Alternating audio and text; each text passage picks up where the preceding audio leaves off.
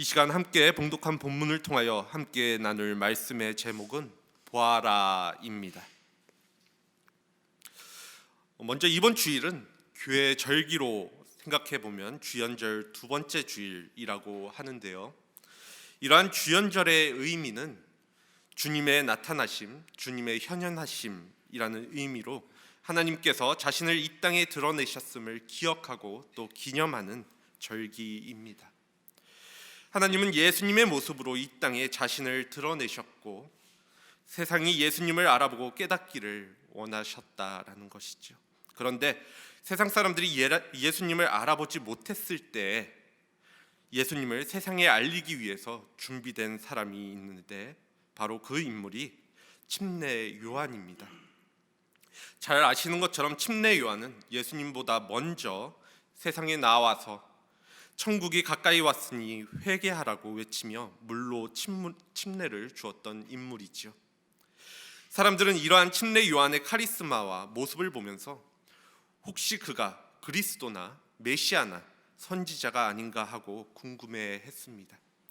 그래서 사람들이 와서 당신은 누구입니까? 라고 물었을 때 이에 침례 요한은 이렇게 대답을 하지요. 나는 그리스도가 아니고 이사야 선지자의 말과 같이 주의 길을 곧게 하라고 광야에서 외치는 자의 소리로다. 즉 예수님의 길을 예비하라고 보내심을 받은 사람이 바로 오늘 침례 요한이라는 것입니다. 31절에 보면 요한이 물로 침례를 베푸는 것도 곧 그리스도를 이스라엘에 나타내려 함이라고 말하고 있습니다. 침례 요한은 세상이 알지 못하는 그리스도를 세상에 드러내기 위하여 물로 침례를 주며 그리스도를 기다리고 있었던 것이죠. 하지만 이때까지만 해도 침례 요한이 그 자신도 자기 뒤에 올 그리스도가 누구인지 확실히 알지는 못하고 있었습니다. 이 사실을 31절 전반부는 이렇게 기록하고 있는데요. 나도 그를 알지 못하였으나 이는 비록 인간적으로 침례 요한이 예수님과 사촌지간이긴 하였지만 그래서 서로를 알고 있었지만 예수님이 하나님께서 세상에 나타내시고자 하는 그리스도라는 것을 침례 요한은 알지 못하고 있었다라는 것을 의미합니다. 그런데 드디어 예수님이 세상에 드러날 시간이 오게 되어지지요. 어느 날 예수님께서 침례 요한에게 침례를 받으러 오시는 장면입니다. 그리고 그때 요한은 예수님이 바로 그가 예비하고 있는 그리스도임을 깨닫게 되어지는 것이죠. 그래서 사람들에게 외칩니다. 보아라. 그리고 예수님이 어떠한 분인지를 세상에 드러냅니다. 우리는 침례 요한의 외침을 통하여서 하나님께서 세상에 나타내시고자 원하시는 예수님의 모습을 보게 됩니다. 이러한 배경 속에서 오늘 말씀을 통해서 하나님께서 우리로 예수님을 통해서 무엇을 보게 하시고자 원하시는지 침례 요한과 또 그의 제자들의 증언을 통해서 함께 듣는 시간을 갖기를 원합니다. 먼저 침례 요한은 예수님이 자신에게 오는 것을 바라보면서 사람들에게 이렇게 외칩니다. 29절 말씀인데요. 보라, 세상 죄를 지고 가는 하나님의 어린 양이로다. 세상 죄를 지고 가는 하나님의 어린 양을 보아라. 침례 요한은 예수님이 세상의 죄를 지고 가는 하나님의 어린 양이심을 깨닫고 이를 사람들에게 보아라라고 외치고 있습니다. 뿐만 아니라 그 다음 날이 되어서 제자들에게도 지나가시는 예수님을 바라보며 같은 이야기를 합니다. 오늘 36절 말씀입니다. 예수께서 건의심을 보고 말하되 보라 하나님의 어린 양이로다. 당시 이스라엘 사람들에게 있어서 어린 양이라는 말은 단순히 제사나 먹을 양식 정도의 의미가 아니었습니다. 왜냐하면 어린 양은 죄로 인한 죽음으로부터 사람들을 살리는 희생 제물을 의미하고 있기 때문입니다. 이스라엘이 애굽에서 종살이하고 있을 때 그들의 장자를 살렸던 것도 어린 양의 피였음을 기억하실 것입니다. 하나님께서는 이스라엘 백성에게 어린 양을 잡아 그 피를 문설주에 바르게 하셨고 그 피를 바른 집의 장자는 죽이지 않으셨던 역사가 있습니다. 어린 양의 피를 통해서 이스라엘의 장자를 살리신 것이죠. 또한 이스라엘 백성이 죄를 지었을 때 그 죄를 용서하시기 위해서 희생 제사를 드리게 하셨는데, 그때 쓰인 제물 중에 하나가 바로 흠이 없는 어린 양이었습니다. 이사야서 53장 7절에서는 메시아의 모습에 대하여 예언하고 있는데 이렇게 말씀하고 있습니다. 그가 곤욕을 당하여 괴로울 때 그 입을 열지 아니하였음이며 마치 도수장으로 끌려가는 어린 양과 털 깎는 자 앞에 잠잠한 양같이 그 입을 열지 아니하였도다. 이처럼 예수님께서 사람의 육신을 입고 이 땅에 오신 것도 어린 양과 같이 제물로서 피를 흘려 죽으셔야 했기 때문입니다. 영이신 하나님의 모습으로는 죄의 값을 치를 수 없기에, 즉 피를 흘려 죽을 수 없기에 그 죄의 값을 치르기 위해 사람의 몸을 입고 그 살이 찢기시고 또 피를 쏟으셔서 우리의 죄를 구원해 주셨다라는 것이죠. 이는 이미 천사 가브리엘이 요셉에게 전한 내용과도, 그 아버지 요셉에게 전한 내용과도 일치합니다. 마태복음 1장 21절에서는 이 사실을 이렇게 기록합니다. 아들을 낳으리니 이름을 예수라 하라. 이는 그가 자기 백성을 그들의 죄에서 구원할 자이심이니라. 그러기에 우리가 하나님의 어린 양을 보면서 또한 보아야 할 것은 어린 양이 짊어지신 우리의 죄입니다. 이는 하나님께서 세상 죄를 져야 할 어린 양을 보내실 정도로 이 세상은 죄악 가운데 놓여 있고 또한 우리가 죄악 가운데 놓여 있다라는 것을 의미하기 때문입니다. 예수님을 통해서 우리의 죄인됨을 돌아보게 될 때 우리는 그분이 하나님의 어린 양이심을 바라볼 수 있게 되어지고, 또 이를 바라볼 때 예수 그리스도의 십자가의 은혜와 사랑을 깨닫게 되며 그 은혜를 누리면서 살아갈 수 있게 되는 것이라는 사실이죠. 또한 침례 요한은 예수님께서 성령으로 침례를 베푸시는 이이심을 증명하고 또 증거하고 있습니다. 오늘 본문 33절입니다. 나를 보내어 물로 침례를 베풀라 하신 그 이가 나에게 말씀하시되 성령이 내게서 누구 위에든지 머무는 것을 보거든 그가 곧 성령이 내려서 누구 위에든지 머무는 것을 보거든 그가 곧 성령으로 침례를 베푸는 이인 줄 알라. 이처럼 침례 요한은 자신이 하나님께서 물로 침례를 베풀라 말씀하셨지만 예수님은 성령으로 침례를 베푸시는 이라고 이야기를 합니다. 예수님께서 그리스도라는 증거로 하나님께서는 예수님에게 거룩한 영, 성령을 부어 주셨습니다. 예수님이 침례 요한으로부터 침례를 받으시는 장면에 보면 성령이 비둘기같이 내려 자기 위에 임하심을 보았다라고 기록하고 있지요. 또한 사도행전 10장 38절에서 베드로는 예수님의 침례 받으시는 장면을 이렇게 묘사하고 있습니다. 하나님이 나사렛 예수에게 성령과 능력을 기름 붓듯이 하셨음에 저가 두루다니며 착한 일을 행하시고 마귀들에게 눌린 모든 자를 고치셨으니 이는 하나님이 함께 하셨음이라. 즉 예수님은 성령으로 침례를 받으셨고 성령의 능력을 덧입는 분이시라는 것입니다. 이렇게 예수님은 성령의 기름 부음을 받고 하나님과 함께 하시면서 메시아의 사명을 감당하셨던 것이지요. 그런데 성령의 임재에는 예수님께서 성령을 받으신 것으로 그치는 것이 아닙니다. 그것이 다가 아니라는 것입니다. 성령의 임재로 그리스도임을 드러낸 예수님께서는 또한 성령으로 침례를 베푸는 분이라고 침례 요한은 증언하고 있지요. 침례 요한은 마태복음 3장 11절에서 예수님을 만나기 전에 이미 증거하기를 나는 너희로 회개케 하기 위하여 물로 침례를 주거니와 내 뒤에 오시는 이는 나보다 능력이 많으시니 나는 그의 신을 들기도 감당치 못하겠노라. 그는 성령과 불로 너희에게 침례를 주실 것이요 라고 하였습니다. 침례 요한은 예수 그리스도를 통하여 성령 침례가 주어질 것을 예견하고 또 바라보고 있었던 것입니다. 이처럼 우리가 예수님을 그리스도로 바라볼 때 우리는 우리에게 성령 침례를 부어주시기를 원하시는 예수님을 바라볼 수 있고 또 기대할 수 있어야 합니다.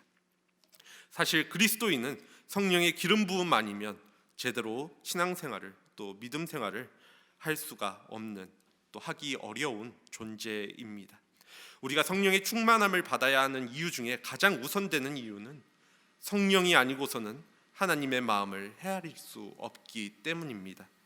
고린도전서 2장 10절 말씀을 보면 오직 하나님이 성령으로 이것을 우리에게 보이셨으니 성령은 모든 것 곧 하나님의 깊은 것이라도 통달하시느니라 라고 기록하고 있습니다. 즉 성령은 하나님의 마음을 알고 계시는 분이시고, 우리가 성령의 기름 부음을 받을 때 비로소 하나님의 마음 또 그분의 뜻을 깨닫게 되어진다라는 것이지요. 그렇기에 성령이 함께하지 아니하면 내 뜻을 하나님의 뜻으로 오해하고 또 정당화하면서 내 뜻대로 살아갈 수밖에 없는 존재가 바로 우리입니다. 하지만 성령님이 함께하시면 성령님의 인도하심에 따라서 우리가 행동하고 살아가게 되어집니다. 우리의 삶이 하나님의 뜻하시는 방향을 알기에 그 방향에 맞추어 삶을 변화하게 된다라는 것입니다. 또한 우리에게 성령의 기름 부음이 필요한 것은 그 깨달은 말씀대로 살아갈 능력이 필요하기 때문입니다. 아무리 하나님의 말씀을 깨달았다고 할지라도 그 말씀대로 살아갈 능력이 우리에게는, 또 우리 인간에게는 부족한 것이 사실입니다. 이때 성령이 우리 가운데 임하시면, 성령으로 충만하여지고 성령 침례를 받게 되어지면 우리가 하나님의 뜻대로 살아갈 수 있도록 우리에게 능력을 주시고 또 하나님의 뜻을 우리 가운데 이루게 되어는 그 삶을 살아가게 되어질 수 있는 것이죠. 실질적인 삶의 변화가 일어나게 된다라는 것입니다. 또한 우리가 바라보는 예수님은 하나님이 기뻐하시고 사랑하는 아들이라고 오늘 침례 요한은 증거하고 있습니다. 침례 요한은 예수님을 보면서 증언하기를 오늘 34절 말씀에 내가 보고 그가 하나님의 아들이심을 증언하였노라 라고 이야기합니다. 지난 시간 정진기 목사님의 설교 본문인 마태복음에는 예수님의 침례 받으실 때의 장면을 보다 자세히 기록하고 있음을 기억하실 것입니다. 예수님께서 침례 요한에게 침례를 받고자 오셨을 때 침례를 받으려면 자신이 예수님께 받아야 하지 어떻게 자신이 예수님께 침례를 내어줄 수 있느냐고 요한이 망설이죠. 그때 예수님께서 침례 요한에게 말씀하십니다. 이제 허락하라. 우리가 이와 같이 하여 모든 의를 이루는 것이 합당하니라 라고 말입니다. 그러니 그제서야 침례 요한이 예수님께 침례를 주게 됩니다. 그리고 예수님께서 침례를 받으시고 물에서 올라오실 때 앞서 말씀드린 것처럼 하늘이 열리고 하나님의 성령이 비둘기같이 예수님께 임하셨습니다. 그리고 성령님이 내려오신 그 열린 하늘에서 이는 내 사랑하는 아들이요 내 기뻐하는 자라라는 하나님의 음성이 들려오게 되어지지요. 예수님께서는 하나님의 의를 이루시기 위해 죄가 없으시면서도 침례를 받으셨습니다. 그리고 그때 성령이 임하시고 하나님이 사랑하시고 기뻐하는 아들임이 드러나게 되었다라는 것입니다. 이 모든 장면을 오늘 침례 요한은 목격하였습니다. 보았습니다. 그리고 이를 증언하고 있는 것입니다. 내가 보고 그가 하나님의 아들이심을 증언하였노라. 자신이 보았기에 예수님이 세상 죄를 지고 가는 어린 양임을, 또 성령 침례를 베푸는 분임을, 그리고 하나님이 사랑하시고 기뻐하시는 아들이심을 증언하고 있다라는 것이죠. 그리고 앞서 언급드렸던 것처럼 그 다음 날 자신의 제자들에게도 같은 이야기를 합니다. 그를 보아라. 그가 바로 하나님의 어린 양이다. 스승이 하는 말을 들은 요한의 제자 두 사람은 예수님을 따라갔다라고 오늘 본문은 기록합니다. 그러자 자신을 따라온 침례 요한의 제자들에게 예수님은 물으십니다. 무엇을 구하느냐? 무엇을 구하느냐? 즉 나에게 찾아와서 무엇을 찾고 있느냐 하는 것이죠. 무엇을 찾으려고, 무엇을 원해서 나를 따라오느냐 하는 질문입니다. 오늘 무엇을 구하느냐 하는 질문은 우리의 인생에 있어서 핵심되어지는 질문이기도 합니다. 그렇게 이 질문은 오늘날 그리스도를 따르는 모든 자들에게 주어지는 질문이기도 하지요. 우리가 인생에서 무엇을 찾고 있는지, 진정으로 원하는 것이 무엇인지를 질문할 필요가 있다라는 것입니다. 우리가 지난주 식사를 마치고 또 대화를 나누면서 드라마 속에서 너의 욕망이 무엇이냐, 너가 정말 원하는 것이 무엇이냐 하는 대사가 울림이 되었다라는 나눔이 떠오르게 됩니다. 우리가 예수를 믿고 있다 이야기합니다만, 우리가 정말 무엇을 찾아서 예수님을 믿고 있는지, 무엇을 찾아서 교회를 다니고 있는지, 무엇을 원해서 예수 믿는 사람이 되었는지 질문해 볼 필요가 있습니다. 혹시 우리는 내가 왜 예수를 믿는지, 내가 지금 무엇을 원하는지 아무 생각 없이, 또 고민 없이 그냥 그동안 교회에 다녔으니까 다니던 교회에 계속 다니고 있을지도 모르기 때문입니다. 하지만 예수님은 자기를 따라오는 사람들에게 무엇을 찾고 있느냐 질문하고 계십니다. 이러한 관점에서 우리가 예수님을 믿는 이유, 예수님을 따르는 이유가 우리 자신에게는 분명해야 합니다. 왜냐하면 때로는 내가 예수님을 믿는다고 하는 그 이유가 예수님을 믿는 이유가 되지 못할 수도 있기 때문입니다.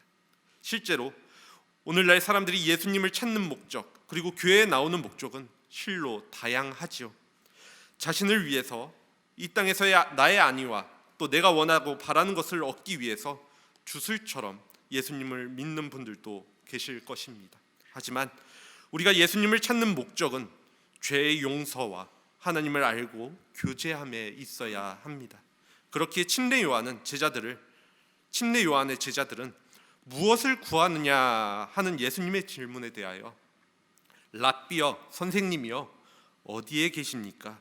즉 선생님이여 어디에 묵고 계십니까? 라고 질문합니다.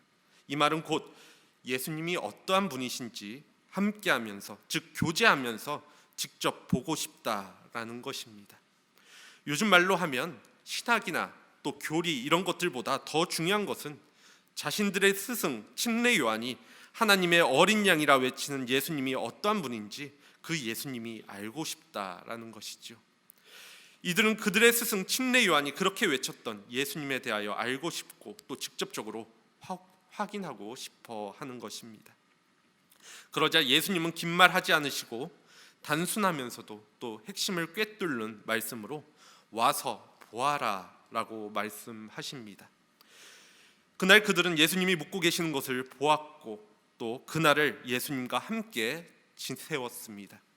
성경은 특별히 그 시간을 밝히고 있는데요, 오늘 본문 39절 말씀입니다. 그러므로 그들이 가서 계신 데를 보고 그날 함께 거하니 때가 10시쯤 되었더라. 오늘 성경이 이야기하는 10시는 우리의 기준으로서는 오후 4시를 의미합니다. 문맥상 아마도 이 시간은 제자들이 예수님을 따라서 예수님께서 묵고 계신 곳을 보았던 그 시간이었을 것입니다.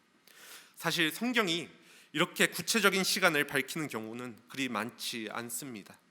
굳이 시간을 밝힐 필요가 있는 경우, 예를 들어서 예수님의 비유 가운데 포도원 주인이 일꾼을 구한 이야기처럼 시간을 밝혀야 이야기가 되어지는 경우이나 아니면 어떤 특별한 이유가 있는 경우인데, 오늘 이 말씀이 바로 이 후자 특별한 이유가 있는 경우입니다.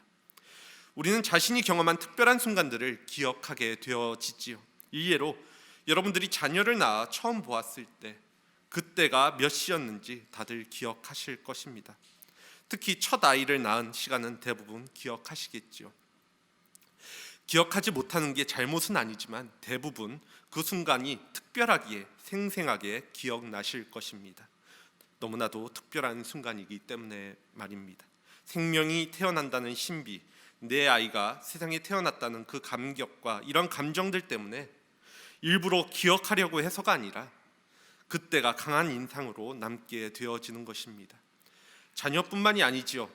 우리는 자신의 일생에 엄청난 경험을 하게 되는 순간이 있다면 그 순간을 기억할 것입니다. 저희 가정에도 그러한 순간이 있었는데요. 미국에 가서 얼마 되지 않았을 때 집사람이 임신을 하게 되었습니다. 참 감사한 일이었죠. 이미 저희 부부는 자연적으로는 임신을 하지 못한다라는 의사의 소견서를 한국에서 받아서 미국으로 넘어간 상태였기 때문입니다. 그런데 안타깝게도 그 아이를 아시는 것처럼 잃게 되었습니다. 유산하게 되었던 것이죠. 응급실에 가서 유산이 되었다라는 것을 확인하고 슬픔에 잠겨 있을 때 전혀 알지 못하는 누군가가 와서 종이를 한 장 건네는데 그 종이에는 예수님이 너희를 사랑하신다라는 글귀가 적혀 있었습니다. 그 글귀를 보자마자 그를 찾아보려 응급실을 저는 돌아다녀 보았지만 그는 어디에도 찾아볼 수가 없었습니다. 주변의 간호사들과 또 의사들에게 이러한 사람들을 보았느냐라고 물어보았지만 그가 의사나 간호사 복장을 한 것도 아니었고 또 그곳 응급실은 환자가 아니면 아무도 들어올 수 없는 곳이었기에 자신들은 그러한 사람을 본 적이 없다라고 하였습니다. 저는 지금도 그가 누구인지 알지 못합니다. 다만 하나님이 우리를 향하신 사랑을 경험하고 만났던 그 특별한 경험이 언제였고 또 어떤 상황인지 기억할 뿐이지요. 오늘 말씀에서 특별히 시간을 기록하고 있는 것도 그러한 이유에서였을 것입니다. 예수님을 만난 그 순간, 그 중요한 순간, 내가 메시아를 만났다고 하는 그 놀라움과 감격이 그 시간을 잊을 수 없게 만들었을 것이라는 사실입니다. 그래서 오늘 성경은 굳이 이렇게 이야기하고 있습니다. 때가 10시쯤 되었더라. 그리고 그들은 그 감정 그대로를 표현합니다. 그때 예수님을 따라간 요한의 두 제자 가운데 한 사람은 시몬 베드로와 형제가 아닌 안드레였는데 그는 자기 형이자 앞으로 베드로라고 불릴 시몬을 만나서 이렇게 이야기를 합니다. 우리가 메시아를 만났다. 우리가 그리스도를 만났다라고 말입니다. 그들이 만난 예수 또 메시아를 만났을 때, 그리스도를 만나게 되었을 때 다른 말이 무슨 필요가 있을까요? 내가 예수님이 거하던 곳에 가보았더니 어쨌더라, 또 어떻게 해서 우리가 이렇게 되었는지 설명할 필요가 그들에게는 없습니다. 우리가 메시아를 만났다라는 이 말 안에 모든 것이 다 들어가 있기 때문입니다. 물론 지금 우리가 살아가는 세상과 상황이 조금은 다르죠. 예수님이 사셨던 시대 이스라엘 사람들은 메시아를 오랜 동안 기다리고 있었고 또 이스라엘을 회복시키실 분이시라는 메시아라는 말에 담긴 의미를 모두가 다 같이 공유하고 있었으니까 단지 우리가 메시아를 만났다라는 말만으로도 많은 것을 설명할 수 있었지만 지금 우리에게는 그렇지 않기 때문입니다. 그래서 지금의 시점에서 세상을 향하여 우리가 메시아를 만났다라고 고백을 하면, 이야기를 하면 세상 사람들은 큰 감흥이 없어 합니다. 그것보다 눈에 보이는 것이 더 많이 있기 때문에 말입니다. 나의 문제를 해결해 줄 수 있는 그 시선을 돌릴 것들이 너무나도 많이 있다라는 것이죠. 하지만 정말 예수님을 보고 경험하며 만난 사람들은 그것을 경험하였기에 예수님이 진리이심을 또 참이심을 증언할 수 있습니다. 내가 보았기에, 내가 만났기에 그렇기 때문에 말입니다. 그것보다 확실한 증거는 우리에게 없습니다. 그렇기에 세상이 우리의 말에 반대하고 비웃더라도 우리는 우리가 만나고 경험한 그 분명하고 확실한 예수님을 꾸미거나 감추려 하지 말고 분명하고 진실되게 그리고 용기 있게 증언할 수 있어야 합니다. 오늘 침례 요한을 비롯하여 예수님을 따라 나섰던 요한의 제자들은 예수님을 보았습니다. 이는 증인이 되었다라는 의미입니다. 우리가 잘 알고 계시는 것처럼 증인이란 자신이 보고 경험한 것들을 이야기하는 사람이죠. 그렇기에 그들은 본 것으로 그치지 않고 본 것을 증거한 것입니다.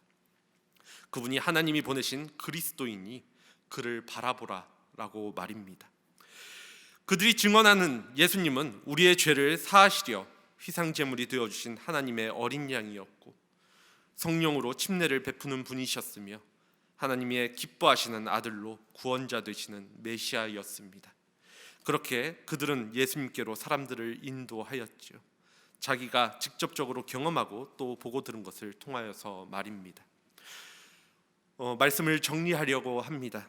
오늘 침례 요한은 예수님을 이스라엘에 나타내고 또한 이 세상에 나타내도록 부르심을 받은 사람이었습니다.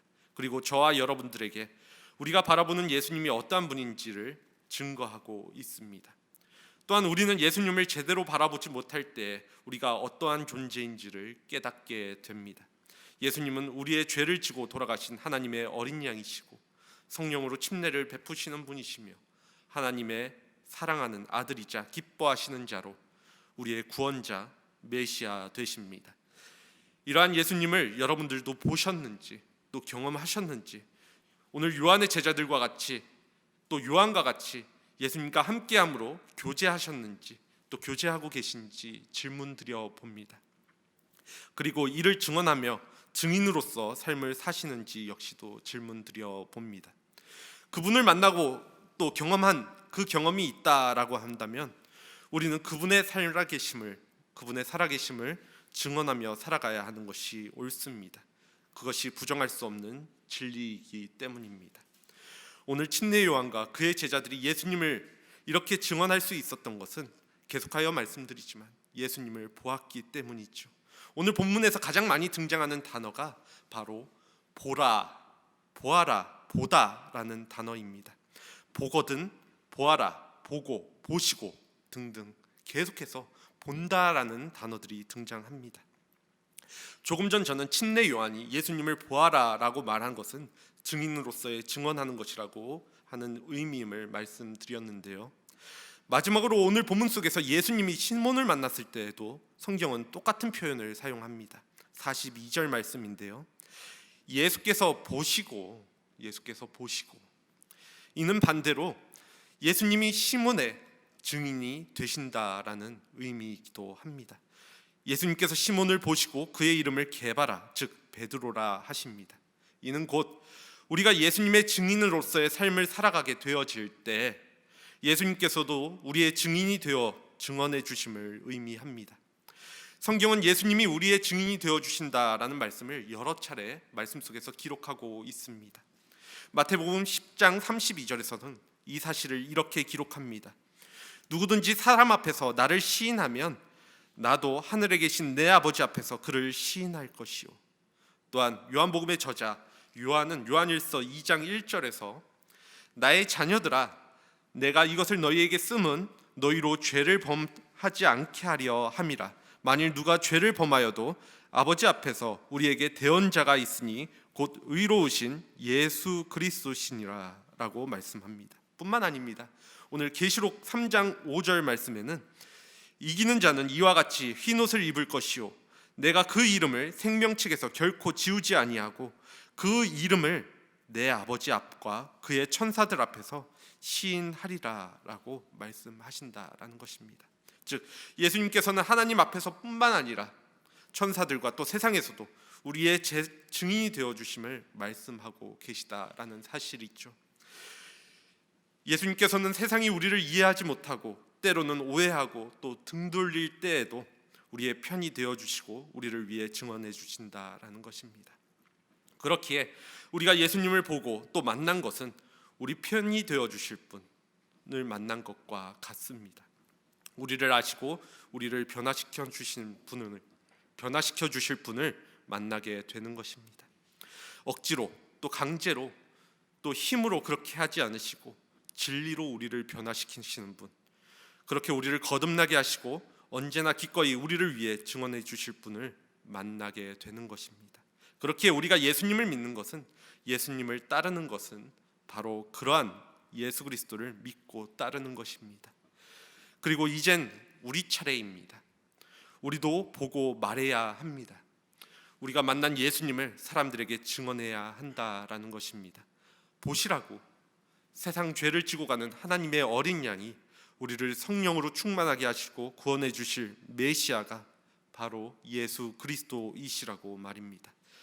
이를 우리의 모습과 삶을 통하여서 드러내고 고백할 수 있는 한사랑교회 공동체 모두가 되어지기를 간절히 소원합니다. 함께 기도하도록 하겠습니다.